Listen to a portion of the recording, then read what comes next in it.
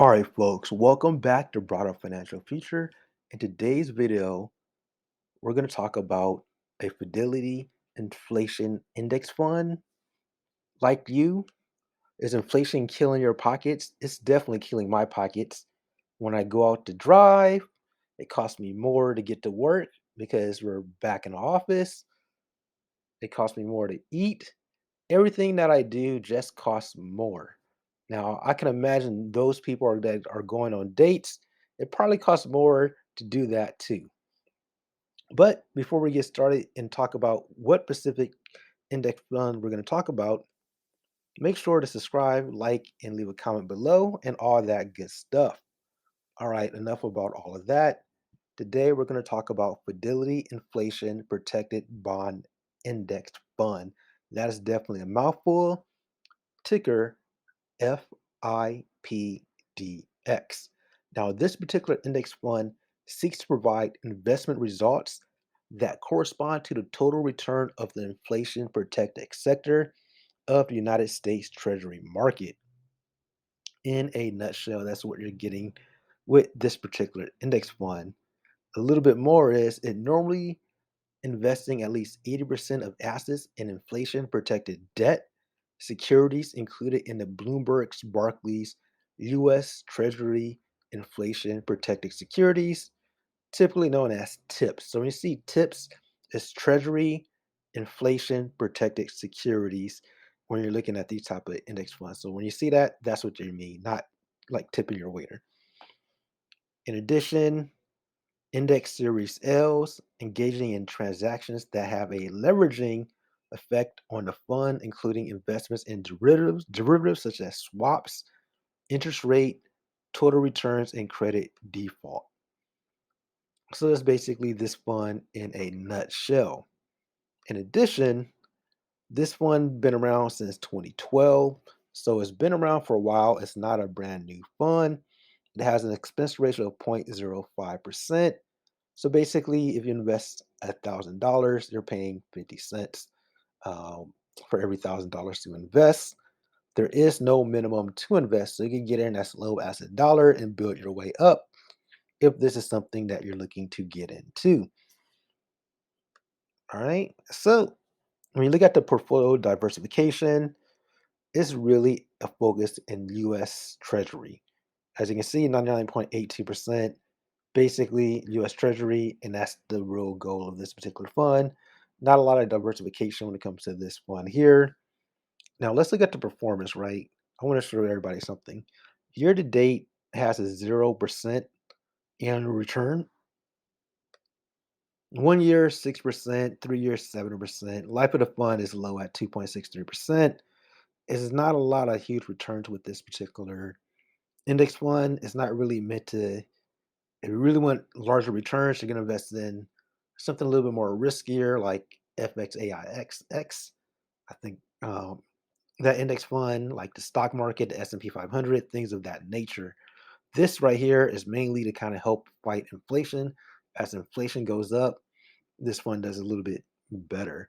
But look at that 0%, right? It doesn't look too good, but compared to year to date to a fund like FSPTX, which is down 21%. Yes, the life of the fund is higher, but in times like this fund has not been doing too great. You look at the performance of FXAIX, which is actually one of my favorites as well. It's actually my favorite index fund. This one's down almost 12% so far this year. So, as comparison, you kind of see the difference when it comes to the market right now. Even if you look at some other investments, a lot of individual stocks are down, some sectors are down as well. So, if you invested earlier this year, you'll be negative. But even though it's down, my favorite's down 11%. Some investments are down a lot more. So for me, it's all about protecting my wealth and minimize my losses. Here you can see investment is definitely risky. So it's always important that you do your own homework. I'm not a financial advisor, so make sure you do your homework, especially in times like this. I don't care who you're listening to or what video you're watching. You always want to know where your money's going to because every dollar that you earn and you invest in the market somehow, some way. It's like a soldier that you want to bring some returns or limit your losses.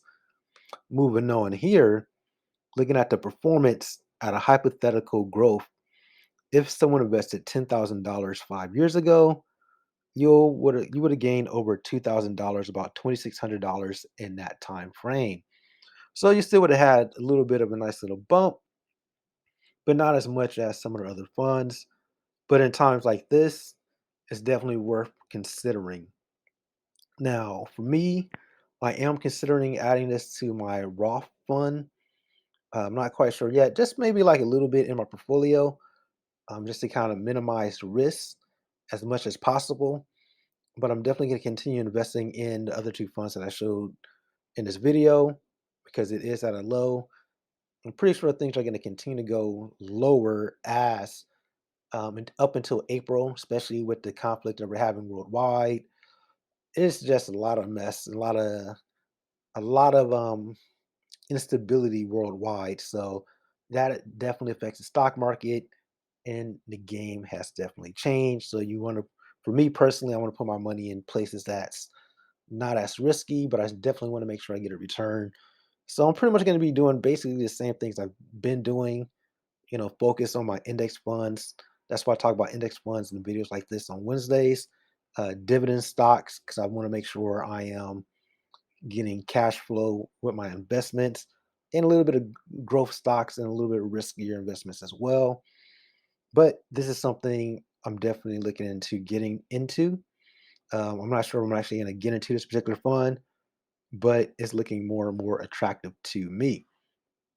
All right, folks, if you're still watching this video, why haven't you subscribed yet? Do so now. If you already subscribed, thanks for watching and being this loyal supporter. It really helps out. It puts a smile on my face every time I see a new view and a like, okay? Smash that like button because that's how I get. Now I don't get paid, so I can't say get paid, but that puts a smile on my face. Until next time, everybody, have a good one. Peace.